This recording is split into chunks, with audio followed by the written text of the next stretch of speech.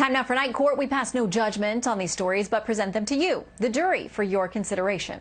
Jonathan Mattingly, the Louisville police sergeant who himself was shot in the Breonna Taylor shooting, is threatening to file civil lawsuits, plural, against people who have called him a murderer for his role in the fatal incident. So does he have a case? Let's debate with tonight's Legal Eagles, criminal defense attorney Brian Claypool and Washington Times legal affairs reporter and attorney Alex Sawyer. Good to see you both tonight. Hi, hey, Shannon. Okay, let's start with Exhibit A. This is a statement from the attorney representing the officer. It says, to accuse an innocent person of a crime is inherently defamatory, he said in a statement to the Courier-Journal back in June. While one of the officers has been fired, the other two appear not to have committed any crime, so to call them murders is defamatory. Brian.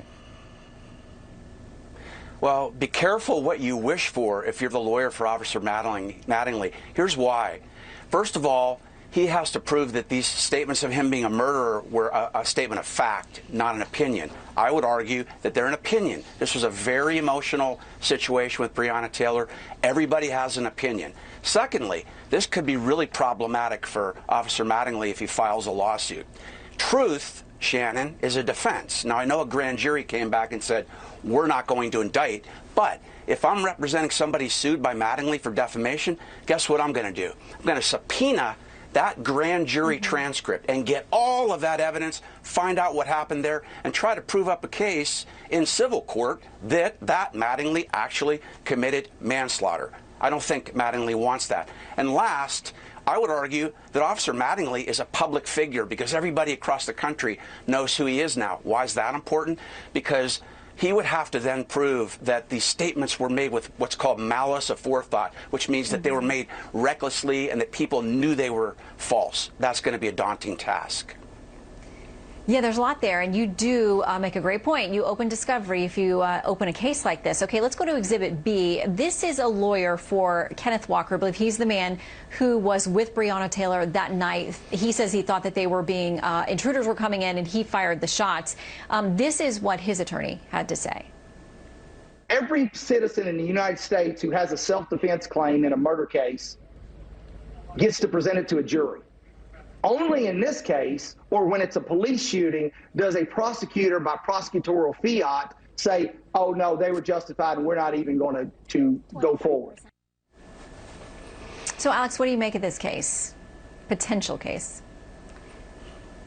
Well, you know, I do think that the officer, the strongest evidence he has is that he was very publicly cleared of any sort of criminality by the state attorney general this week. And in fact, you know, it was showed that he acted in self-defense. And so with that said, I think that if he can show some of these individuals, I know you mentioned the article that his lawyer referenced was in June, but even after that, if there's still pundits, for example, or anyone reacting to those announcements this week, still going after him and saying he's a murderer, that would make the case very strong. He can point and say, you know, that they made those statements knowing that he had not had any sort of indictment brought against him. And also, on some of Brian's points, you have to usually show there's some sort of damage, right? So you have to say, because of this defamatory statement, I lost my job or I suffered some sort of harm in the community. And in this case, he has been, you know, put on leave, but he hasn't lost his job. However, I do think Kentucky might have defamation per se, which might eliminate that sort of damages hurdle, which would be beneficial to the officer in this case. Okay, I want to quickly ask you both about this situation out in San Francisco that only one person can apparently go in a church at a time. So the DOJ has said no on that. First of all, let me read you the health order language. This is Exhibit C. Individual indoor prayer in houses of worship. Members of the public may enter a house of worship subject to the following conditions. Only one individual member of the public may enter the house of worship at a time. If the person is a parent or guardian of minor children, the person may bring the children with them, but not other adults from the same household. Alex. I think that this situation, if it was brought into court, it would be struck down. The part that I find alarming is that secular businesses are treated very differently in the city. Retail can operate at 50%. Gyms even are allowed to operate at 10%. A lot of the excuses for these strict ordinances with churches is that or houses of worship, is that there's singing. Well, I would say, how is a gym any different when you have people on the treadmill or doing cardio? There's going to be respiratory droplets. So I do think in these types of cases, you have to show that there's some sort of different groups of people being treated very differently and a discrimination, and I think that's present here.